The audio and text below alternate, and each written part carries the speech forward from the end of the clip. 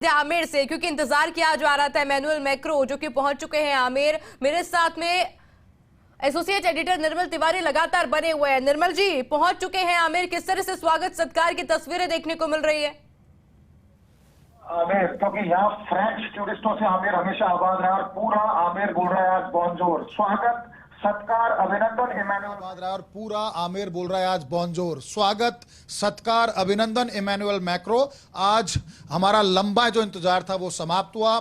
Emmanuel Macron जो आमेर हमारी आन बान और शान का प्रतीक है, वहां आ चुके हैं। उनकी गाड़ियों का जो काफिला था, कड़े सुरक्षा बंदोबस्त के बीच उनकी गाड़ियों का काफिला वहां पहुंच चुका है। उनकी गाड़ी आधे रास्ते चढ़ चुकी है। हम दिखाने की कोशिश कर रहे हैं आपको दूर से, चूंकि सुरक्षा कारणों से सबको दूर कर दिया गया है, इस वजह से हम बहुत दूर से दिखाने की कोशिश कर रहे हैं कि गाड़ियों का जो काफिला लगातार चढ़ गया। सामने, ठीक सामने आपको सूरजपोल गेट नजर आएगा।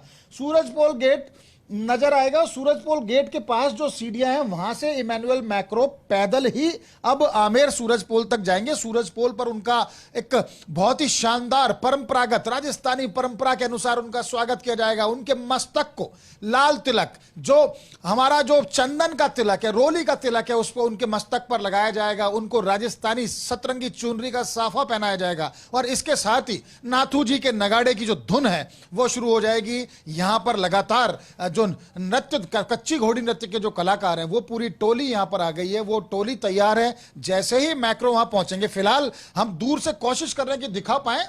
जैसे आपको सूरजपोल गेट इस समय नजर आएगा, उसके ठीक पास में ही जो पुराना शीश महल और शीश महल के ठीक नीचे पील घर है, जहां पर हाथियों को बांधा जाता था। जो जल संरक्षण की जो पुरानी विधि होती थी कि कैसे बहुत नीचे से इतने ऊंचे किले पर ऊपर तक पानी पहुंचाया जाए, उसके प्रयास किए जाते थे। तो उसको चड़स बोलते हैं, उसको हाथी चड़स को खींचा करते थे। वो उस पद्धति को देख रहे हैं इमैनुअल मैक्रो। देखिए, अब मैं आपको दिखाने की कोशिश करूंगा। ये जो पैदल जो सुरक्षा कर्मी जाते दिख रहे हैं, वो ठीक उनके ठीक सामने समय इमैनुअल मैक्रो हैं। वो देखिए, अब मैं आपको चढ़ते हुए दिखाऊंगा। जो पैदल ही इमैनुअल मैक्रो ऊपर चढ़ेंगे सूरजपोल पे, और वहां सूरजपोल पे चढ़ने के बाद जो जलेब चौक है, जलेब चौक पर रेड कारपेट बिछाई गई है। सजे धजे 10 हाथी, जिनको पील भी बोला जाता है, जिनके नाम से पील घर थे, वो हाथी तैयार है। उनके ऊपर पुष्प वर्षा करेंगे। उसके साथ ही नाथू जी का नगाड़ा बजता रहेगा। कच्ची घोड़ी नृत्य के कलाकार नृत्य पेश करेंगे। जो विभिन्न स्कूलों से, राजस्थान के अलग अलग क्षेत्रों से, बिट्स पिलाने की बात करें, एमआईटी के स्टूडेंट्स की बात करें, उदयपुर से स्कूल की बच्चों की टोली यहां पर आई हुई है।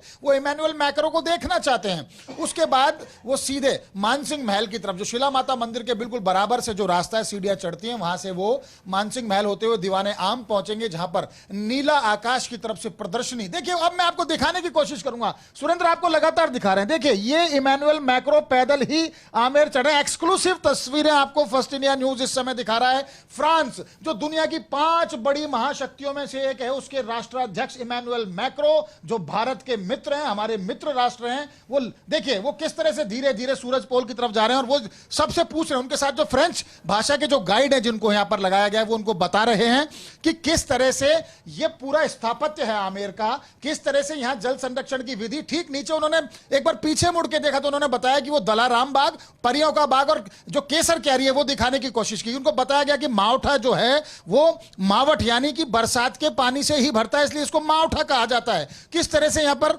शीश महल बनाया गया, जिसके अंदर आप जाएंगे, उनको डेमोन्स्ट्रेशन दिया जाएगा। जब दीवाने खास में पहुंचेंगे तो एक साथ लाखों इमैनुअल मैक्रो उसमें दिखाई देंगे, क्योंकि जिस तरह से शीश महल का जो स्थापत्य है, उसमें जो शीशों की जो कारीगरी की गई है, उसको कहा जाता था कि जब पूर्व राज परिवार यानी जयपुर राजघराने के जो महाराजा हुआ करते थे और जो उनकी महारानी होती थी, वो शीश महल में आकर के रुकते थे, तो कहते थे कि एक तो चांद, वो चांद जो आसमान पर, एक वो चांद जो महाराजा के साथ उनकी महारानी के रूप में रहता था, तो वो शीश महल है, जिसमें उस जमाने में खस के पर्दे थे। जब नीचे चड़स से पानी खींचा जाता था तो एक एक बूंद पानी रिसता था, तो मीठी खुशबू आती थी, ठंडी खुशबू आती थी, और हमेशा शीश महल ठंडा रहता था। देखिए, इमैनुअल मैक्रो हम आपको दिखा रहे हैं। पैदल ही इमैनुअल मैक्रो सूरजपोल गेट की तरफ जा रहे हैं। सूरजपोल गेट से जब ये पहुंचेंगे, वहां स्वागत सत्कार होगा। जैसे मैंने पहले बताया, जब दीवाने आम में पहुंचेंगे, गणेश पोल से होते हुए तो दीवाने आम और फिर दीवाने खास में जाएंगे, तो वहां पहले कथक नृत्य की प्रस्तुति दी जाएगी।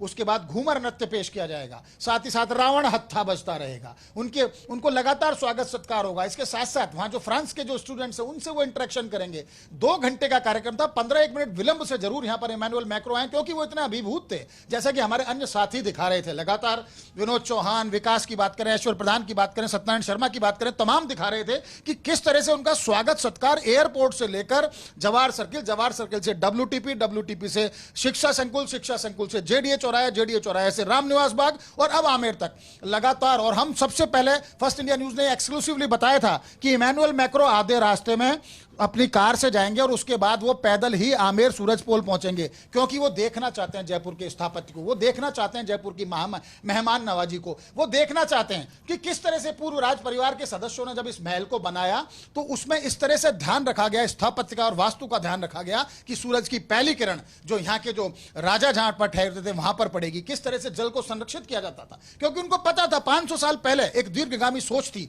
जयपुर राज परिवार के पूर्व सदस्यों की कि अगर भविष्य में जल संकट हुआ तो कैसे जल का संरक्षण किया जाएगा, कैसे ढंड और आमेर की पहाड़ियों पर गिरने वाली एक एक बूंद जयगढ़ के टांके के अंदर जाती है, वो पानी वहां पर संरक्षित किया जाता है, कैसे मेहमान को हम भगवान मानते हैं, क्यों हम मस्तक पर रोली लगा करके उनका जो चक्र है उस चक्र को जागृत करते हैं ताकि दोस्ती की जो सकारात्मक ऊर्जा है वो दोनों तरफ से निकले और हमारे रिश्ते प्रगाढ़ हों। बहुत सारी बातें हैं, बहुत सारी हमारी संस्कृति की ऐसी ऐसी विभिन्न विविधता है आयुषी, जिसको आज इमैनुअल मैक्रो साक्षात करेंगे, उससे रूबरू होंगे।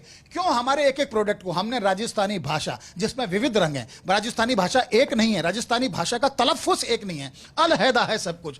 वो ढूंढाड़ में जाके राजस्थानी अलग प्रकार की हो जाती है, मेवात में जाके राजस्थानी अलग प्रकार की हो जाती है, ब्रिज में जाके राजस्थानी अलग प्रकार की हो जाती है, वागड़ जाती है तो अलग बोली जाती है, हाड़ौती जाती है, मारवाड़ और मेवाड़ जाती है तो अलग बोली जाती है, शेखावाटी जाती है तो अलग बोली जाती है। तो कैसे हमने हमारी भाषाओं को संरक्षित रखा, कैसे हमने हमारे पुराने किले महल बावड़ी हमारी हवेलियों को सुरक्षित रखा, कैसे हमने जल संरक्षण की हमारी पुरानी विधा को हमने संरक्षित रखा, कैसे हमने हमारी पांडुलिपियों को संरक्षित रखा, हमारे इतिहास को संजोया।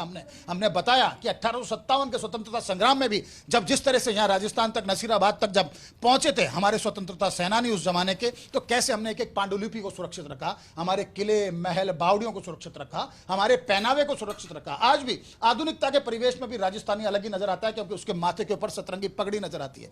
वो सतरंगी, वो 7 रंग जो राजस्थान के विभिन्न अंचलों का प्रतीक है, मेवाड़ का प्रतीक है, मारवाड़ का प्रतीक है, ढूंढाड़ का प्रतीक है, मेवात का प्रतीक है, हाड़ौती का प्रतीक है, वागड़ का प्रतीक है, ढूंढाड़ का प्रतीक है। तो वो हमारी सतरंगी, साफा इसलिए सतरंग नहीं होता, इसलिए होता है कि वो सातों हमारे जो प्रांत थे प्राचीन, हमारे उनका प्रतीक है। और ये जो आमेर, उसको लगातार इमैनुअल मैक्रो देखते जा रहे हैं। इसके 7 दिशाओं में इसके एक एक टावर हैं, वो भी वास्तु के हिसाब से बनाए गए थे, एक एक, जिसको आज वाच टावर बोलते हैं, वो बेसिकली 7 दिशाओं के प्रतीक है। वहां पर भी सुरक्षा कर्मी तैनात हैं। लगातार हमने बताया कि हमने हमारे नृत्य को कैसे संजोया, गैर, चक्री, कच्ची घोड़ी, कालबेलिया, घूमर, ऐसे कौन से नृत्य नहीं है जो हमारे जो नृत्यों को देखकर कोई झूम ना उठे। कैसे हमने हमारी बोली को, हमारे व्यंजनों को सुरक्षित रखा, दाल बाटी चूरमा जिसकी महक गुलाबो अपने साथ फ्रांस तक लेके गई थी, किस तरह से